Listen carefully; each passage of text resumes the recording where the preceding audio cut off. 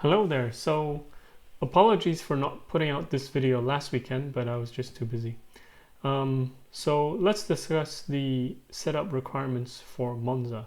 And while we're at it, let's add Mugello as well, as that's ongoing this weekend. So I remember when I started sim racing many years ago, I looked at the track layout of Monza and thought, well, that looks easy. Not all that many turns.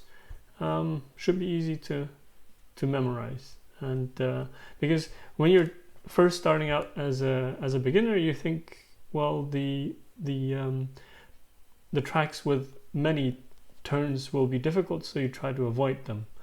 So actually, A1 ring, as it was called back then, the Red Bull ring. For that track, I would say it applies, but for Monza, it definitely does not, because it is deceptively difficult. And the reason for that, and I will go to my notes, is that the layout looks easy, but it's very difficult to get the braking points right. So Monza, well known for having very high top speeds, low downforce, and then you have to slow the car down for the chicanes. So it's very hard to get the braking points right, because if you're a little bit too late, then you don't make the corner, and if you are a little bit too early, then it's like, well, what do I do now? You stop the car a lot earlier than you need to. So as a newbie, it takes some time to work out the correct braking points. Plus, once you start driving without driving aids in driving sims, then the braking technique is really very important to a good lap time, because the braking bias is typically quite forwards, because you're braking a lot in the straight line from very high speeds. And if you don't have very good brake release technique, then that leads to understeer at turning into the chicanes. So for elite drivers, and also for sim drivers who've been practicing for a long time using their pedals, it becomes second nature that you slam on the brakes, but then you slowly ease off as you turn in. But for beginners, this is all new, and if you don't come off the brakes smoothly and blend that in together with your steering, then you end up understeering and not making the chicane. So the difficulty is really in being able to brake really late, but then coming off the brakes just as you're turning in. And also, when you're not driving with driving aids, such as traction control, stability control, things like this, corner exits can be difficult. So especially in the beginning, maybe you're not so used to to smoothly blending in the throttle. Plus, due to the fact that in these slow corners you have at corner exits, the yaw inertia of the vehicle tries to keep the vehicle still rotating in the same direction, or keep the rotation going, and then as you add the power, it's easy to lose the rear end. So for example, the exit of the first chicane, or what's also typical is the second Lesmo. It's quite typical to suffer from oversteer as you're trying to put down the power. So those are the aspects which make Monza quite difficult from a driving point of view.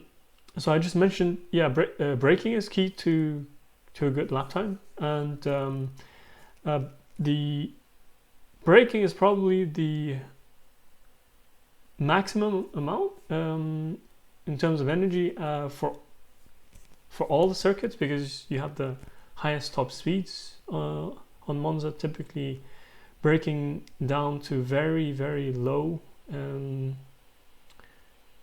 speeds for the chicanes, and the kinetic energy gets dissipated as heat, and yeah, with kinetic energy being equal to half times mass times velocity squared, with the velocity being so high, you're just dissipating huge amounts of heat for each braking zone.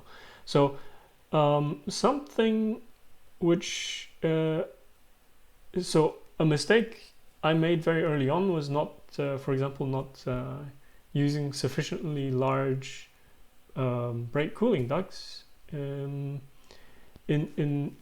setting up the sim, and when you do that, you end up with brake failure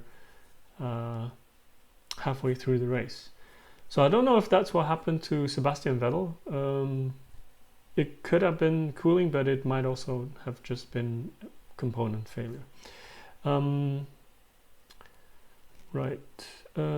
Yeah, so all of the braking is in a straight line, so then because of that, typically the brake bias is relatively to the front. And perhaps stating the obvious, the straights are a lot more important than the corners, which leads to the low downforce. What is maybe not as obvious is the fact that you need quite low suspension stiffness. The reason for that is you need traction out of the slow corners, so you cannot have the rear too stiff. But then, as you're also braking, as braking is also so important, and it's so key to avoid lockups, you also cannot make the front too stiff.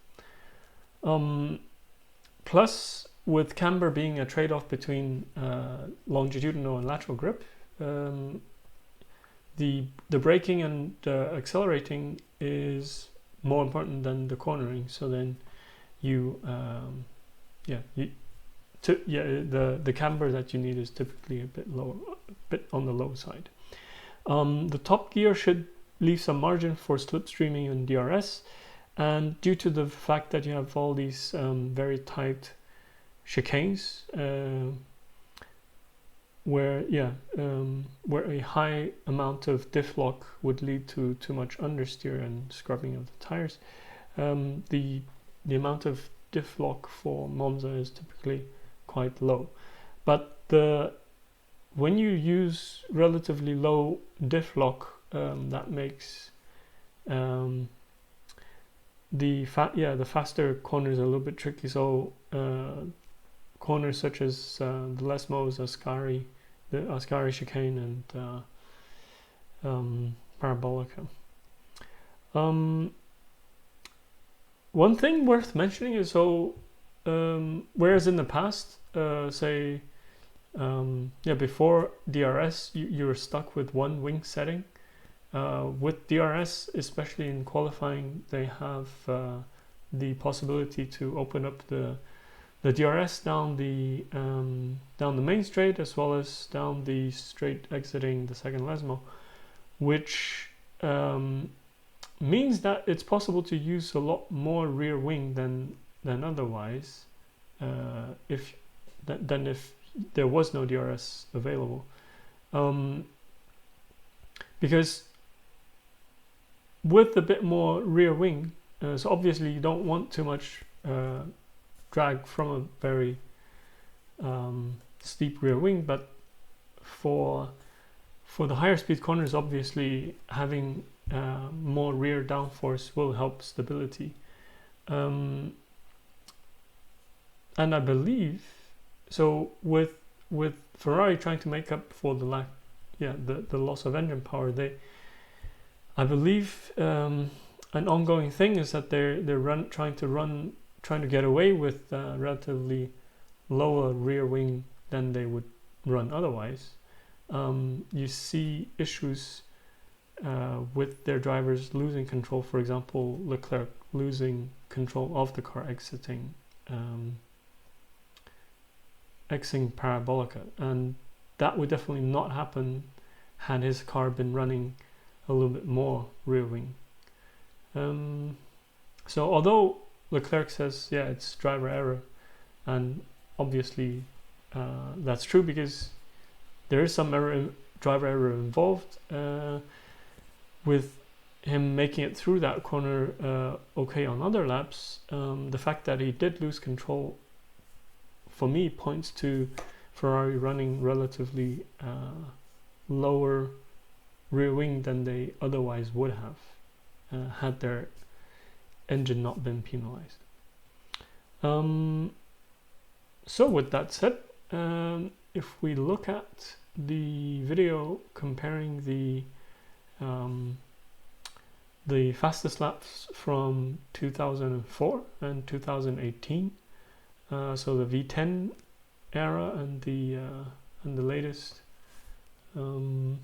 maximum downforce era, we really see the what will be interesting is that the 2004 car is actually faster in the areas without DRS.